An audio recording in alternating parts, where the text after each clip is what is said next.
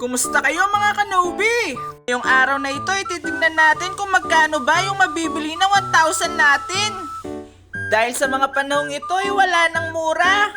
Pamahal na sila ng pamahal. Ikaw kaya? Mahal ka kaya ng taong mahal mo? Ito nga ay nakakita tayo ng mga kanobi natin. Sabi ko sa kanila, shoutout sa inyo, mabuhay kayo hanggang sa gusto nyo.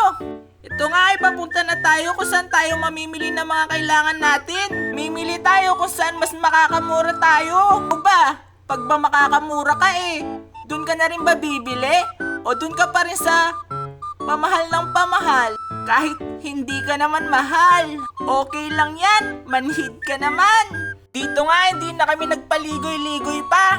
Nakarating na rin kami sa aming pupuntahan kung saan makakabili ng mas mura at hindi ka mapapamahal. Kung mahal ka na, ang swerte mo naman. Sana all mahal. Dito nga ay naghahanap na kami ng aming bibilhin, ng mga bagay na magagamit namin pang araw-araw at dito ay pinakita ko yung kapatid ni Damulag. Nga pala si Damulag Genggeng. At yung kasama ko for today's video.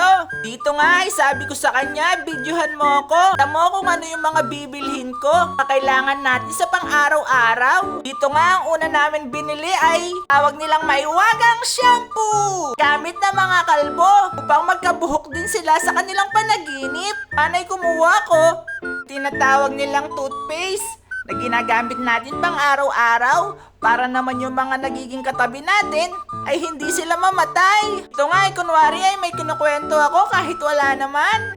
At tinitignan ko yung mga tao, nakakahiya pa lang mag-vlog pero itong kasama ko si Damulag Genggeng ay parang hindi nahihiya. Kasi ang kapal na ng kanyang muka dahil sa taba. Sabi ko sa kanya, minsan mag-diet ka rin.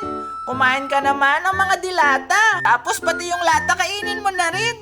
Sabay mo na rin sa diet mo for today's video. Tapos sabi niya sa akin, bilan ko daw siya ng dilatang bilog. Pero nung makita ko wala namang dilatang bilog dito. Iba talaga yung mga food trip ni Damulag Genggeng. Ito nga sabi niya, videohan mo ko. Tapos kunwari ay sasayaw ako pero tinanggal ko na kagad sa kanya yung video kasi baka masuya kayo. At hindi nyo na panoorin yung mga video ko, sayang naman. Dito nga ito na yung mga napapamili namin. Hahanap pa rin kami ng aming mabibili. Parang kulang pa rin to at hindi naman yata aabot ng 1,000.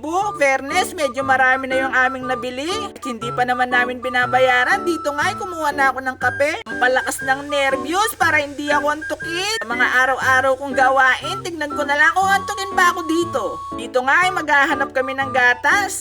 Pampalakas. Kaso mukhang wala yung hinahanap namin. Yung hinahanap kasi namin, yung adult booster. Booster ba yun? Bahala na sila.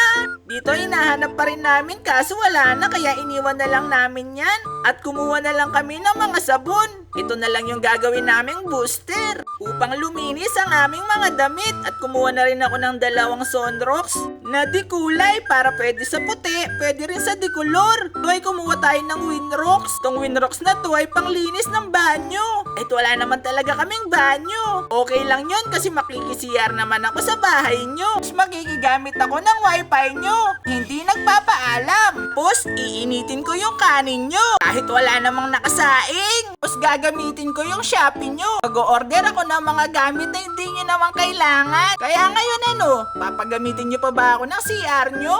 Namang hindi na, baka magka-trauma kayo Pero okay lang yun. Ngayon nga ay nakuha ko na ang aking binili. At kumuha na rin ako ng panglinis ng kamay. Ginawa ng teknolohiya. Dito nga ay tapos na kaming mamili.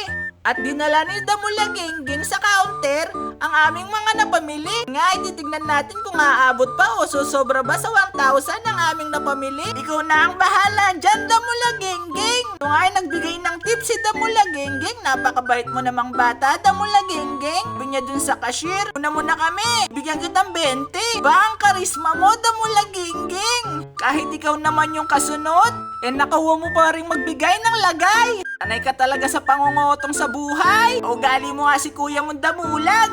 At dito nga ay patapos na si Damulag Genggeng na ilagay ang aming napamili.